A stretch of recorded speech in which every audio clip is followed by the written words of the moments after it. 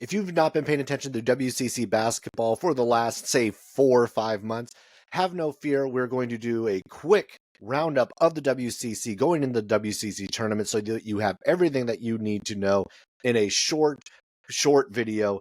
And we're going to start going from the 9 seed Pacific. 0-16 in conference play. Mo Odom is a solid point guard, averages 4.6 assists a game. He's hit a couple of game winners this season. Someone to look out for. Donovan Williams, one of their better players, also back. He missed a few games in conference play, but they are better with him. Judson Martindale, another guy you have to look out for, 37% from three-point range. But this is a team that has no double-digit scores. Leonard Perry, their head coach, was reassigned within the university. This is not a good team. Don't expect them to get by round one. Pepperdine, 5-11 in conference play, tied with both LMU and Portland.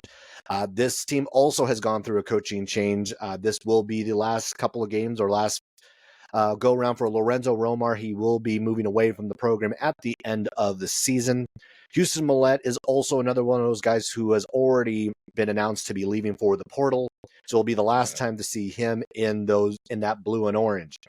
Michael Ajayi led the WCC in scoring with nearly 18 points a game. Great transfer in from the community college level. Javon Porter, one of the better prospects that we had going into the year. He missed a ton of time at the early part of the season, only played 19 games on the year. But once he was back, 15.8 points per game, 5.7 rebounds, still one of the better talents in the WCC. A ton of talent on this Pepperdine team, but they have still yet to be able to transfer that into the win-loss record. I don't expect them to get very far, probably past that round one, but I don't expect them to go much further. 7 seed, LMU. This team has just been ravaged by injuries all year long. Whether that be Kello, Pepe, Rick Asanza, we've seen Dom Harris, the Gonzaga transfer, miss games as well. Justin Wright has missed games. It goes on and on and on. This team has been banged up all year long, all season long, and it shows. They have not been able to get on any sort of roll, have any sort of consistency. They're 2-8 in their last 10 games. They did get a massive win just the other night against San Diego. Alex Merkviladze has been maybe the most consistent guy on their roster, but again, they're still trying to figure out that movement, that consistency that they've been missing all year long. Win right, win healthy, they are dangerous. They're still one of the more dangerous teams in the WCC, but right now they are struggling, and it's just kind of snowballed. Only 7 scholarship players available the last few weeks of play. Portland also at 5-11 in WCC play. Maybe one of the more disappointing teams all season long, but they've picked up 2 wins in the last week of the season, both against against LMU and then also against Santa Clara, which was an upset in this last week of the season. Tyler Robertson has just continues to do what he does. He is 16 points per game, 4 rebounds, 3.7 assists on the season. Continues to be one of the better players in the WCC.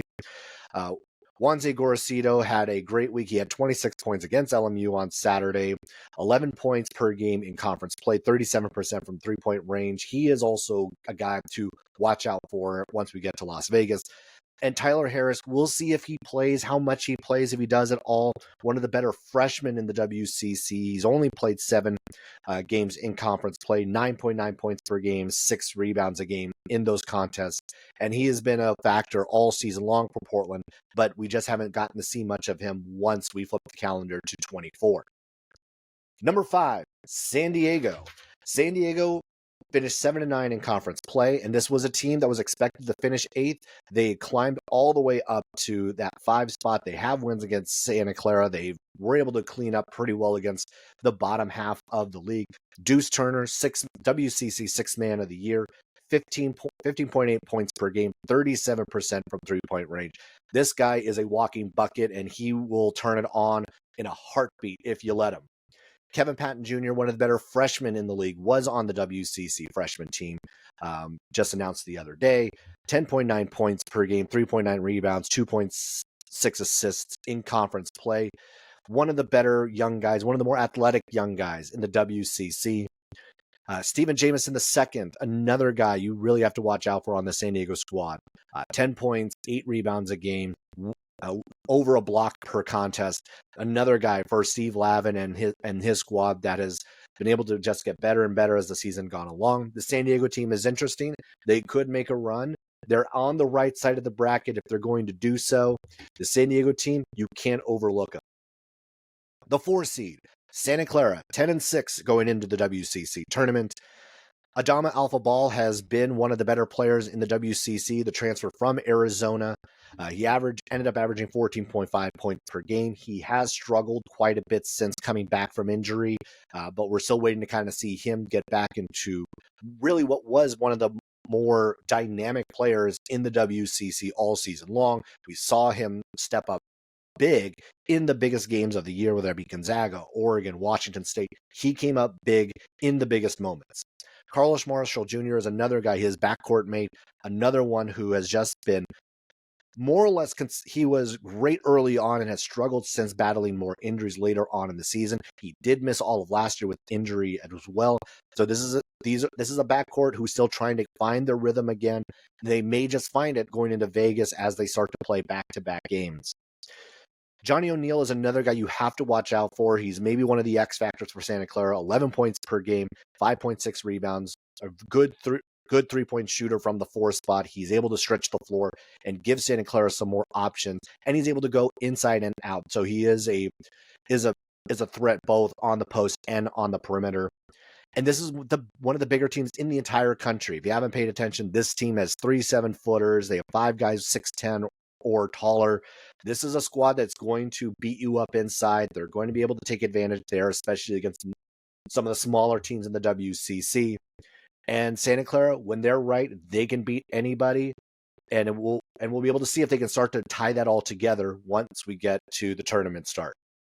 3 seed, USF, San Francisco, 11-5 in conference play. Jonathan Mobo ended up being the newcomer of the WCC newcomer of the year. Led the team in points, rebounds, block, and steals. 14 points per game, 10 rebounds a contest, 1.7 steals a game. That 10 rebounds a game is also led the WCC in that category. He also had 3.5 assists per contest. He was kind of Mr. Do-It-All for USF and was a huge lift for what they needed. They missed some post presence last year. They got it in Mobo this year. Marcus Williams stepping into a bigger role this year, did not disappoint. 13.9 points per game, was also on the WCC first team going into this week. Malik Thomas, another one of the transfers coming in from USC, 11.5 points per game. He really came on strong the latter half of non-conference play and has continued to do so going into WCC play. He had a good game against Gonzaga just last week, even if the Dons did kind of fall apart there in the second half. This Dons team has had close calls against Gonzaga, St. Mary's, Utah State, Boise State. The list goes on that they've kind of been just close enough to not be good enough.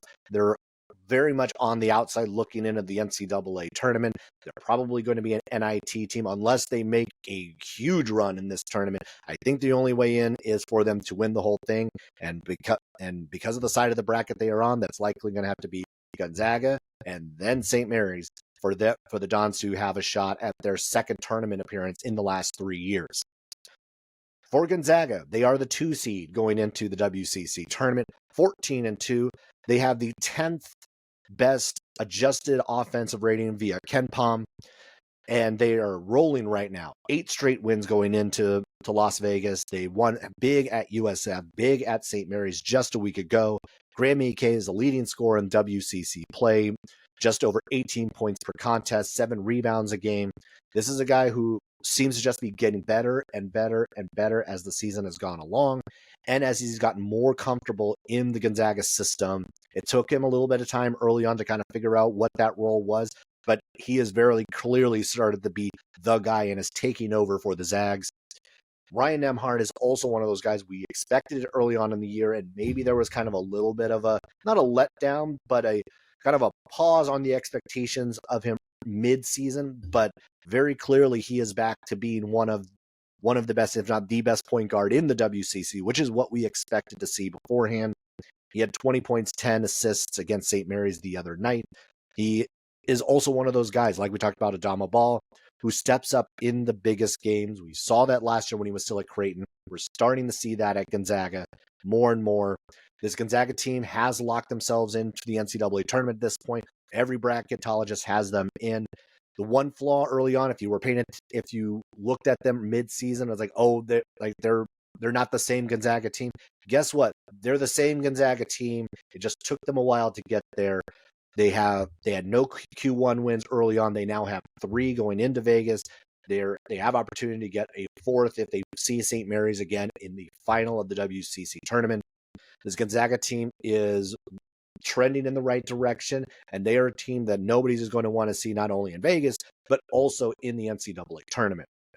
St. Mary's, they are the 1 seed going into the WCC tournament. At 15-1, they were the outright WCC champion. Back-to-back WCC championships for the first time since 11-12. This St. Mary's team, as we have seen the last few years, is anchored by their defense. This is the 17th best defense, adjusted defensive rank via KenPom. This team has been led by Mitchell Saxon, who was the defensive player of the year. You talked about Augustus Marcialonis, who ended up winning WCC player of the year. Within conference play, 14 points per game, 6.5 assists, 1.5 steals. This St. Mary's team started really poorly, but rolled off 18 straight wins to get to where they are. I think it was 16 straight wins, to get to where they are today, to build that resume back up, to build that winning streak back up, to build the confidence back in this program. They were left for dead back in late November, early December, and they crawled their way back to a WCC championship, claiming the championship that the coaches did pick them for before the season began. So it does look like, as we've started to see both Gonzaga and St. Mary's, the struggles that they both had early on in the year, we are exactly where we thought we would be with both of these programs. Both of them are locks for the NCAA tournament. Now it is about seeding for these two. Can St. Mary's get their first WCC tournament championship since 2019? Gonzaga is looking for their 3rd straight tournament fourth straight tournament championship going into March Madness, which is only a few weeks away. This has just been a quick recap of every WCC team. I'll be putting out more content throughout the course of the week, but be sure to hit that subscribe button here on the unofficial WCC Hoops podcast YouTube stream, and also do that on Spotify and all your streaming services, and then also on Twitter at @postbyzach. Follow me there as well. This, again, quick WCC recap. We'll see you in Vegas, and the tournament starts on Thursday.